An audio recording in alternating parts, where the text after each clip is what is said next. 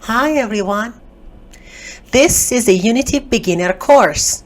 Whether you just started out or looking to sharpen your skills, this course will guide you step by step through the essentials of game development in Unity. So, what you'll be taught?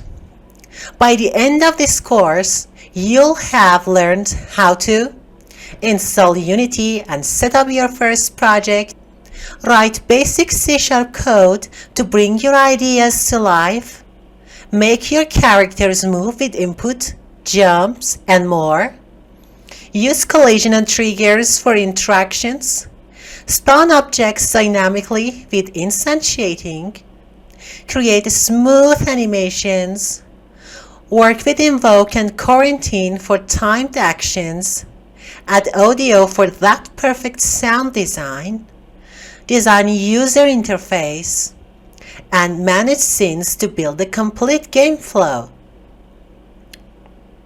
Each lesson is tried to be easy to follow and also packed with practical examples.